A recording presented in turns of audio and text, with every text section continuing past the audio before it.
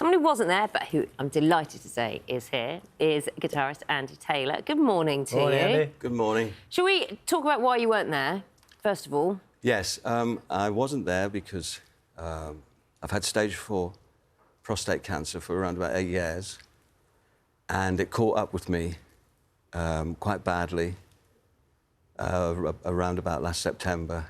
And as hard as I tried, and all the preparation I made, when you do something like the Rock and Roll Hall of Fame, which is basically like getting knighted Yes. for a guitar player, you've kind of got to be on 11, you know? You can't saunter in. And I, you know, a few days before, I couldn't really stand up and play. And I had to deal with the denial, but it was sad, you know, and I hadn't told the guys. So you hadn't told no one knew. The other members of the band? Because I know they revealed your diagnosis, but you hadn't told them. No one really knew, just the family and a few friends. I just sort of kept it because once it goes public, I knew it would be fairly sort of extensive. And I could have picked quite a moment for it to go public. Yeah, absolutely. But I didn't want to make a fool of the band and just be on half and not be able to do this. It's quite an intense 3 days. How did they react when you told them? We've always had a very dignified, as Simon once said, gentlemanly kind of way with each other. And there's a friend of mine, Merck, he really helped me through all of this. And he said, just write them a letter, Andy. So I just thought, actually, yeah, I'm a writer. I wrote them a letter, and then a message came back, said that Simon wanted to read the letter out. And I'm like, OK, you know, and he did. And it was pretty... I was sitting at home with my grandson all day. We just rescued a cat, right? Lucky. Good job. Albie, my grandson, and I'd spent that day just sitting at home with a rescued cat and sort of peaceful until about 2 in the morning. Then ping, ping, ping, and people are sending me clips from the Rock and Roll Hall of Fame of Simon reading out the letter, and I was like, I was gutted, but he did it with real dignity. He's a very classy fella, Simon, and I love him dearly. So obviously you kept it to yourself for your own reasons. That was a choice you made.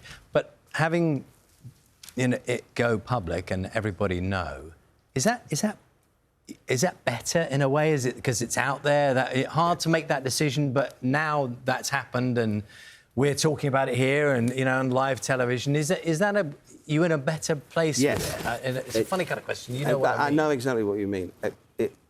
Yes, it is. Because it lifts a lot of pressure off every conversation you have. For instance, like my guitar tech, I hadn't seen him for 1.5 years. For 5 years working with me, he didn't know. This is the guy who looks after your guitars. And he was like, what? You were doing, and you were ill? And I'm like, well, I had great doctors and I was on this great medication, and I wanted to keep it that way for people because you don't... there's no concern can help it. And you just want to... The environment I work in, you don't want to be, be careful with Andy. Well, I completely understand that. But in the same breath, it gives people the chance, doesn't it? And you must know this. It must happen every day to say to you, to ask you, you're OK, to kind of share some of the story. And that, presumably, if not for you, for other people, must be... Well, once I had the kind of support, because it wasn't...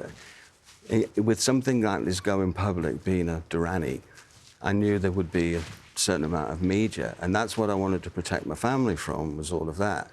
Once I had the support and the team to help me handle all of that,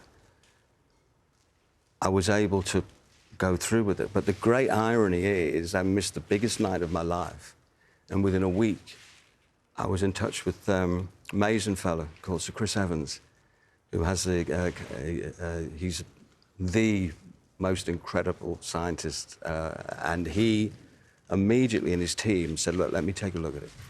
He did my genomics, looked at it and said, there's a treatment. that can save you from, because I was pretty much, you know, it wouldn't have been. I call it the blacklist. And now this treatment has, which is a nuclear medicine, lutetium-177. It's a targeted, so it only sees cancer cells. It can't see healthy cells. And I had my first round of it about, I'm in next week for another round, 6 weeks ago. And it kills stage 4 cancer.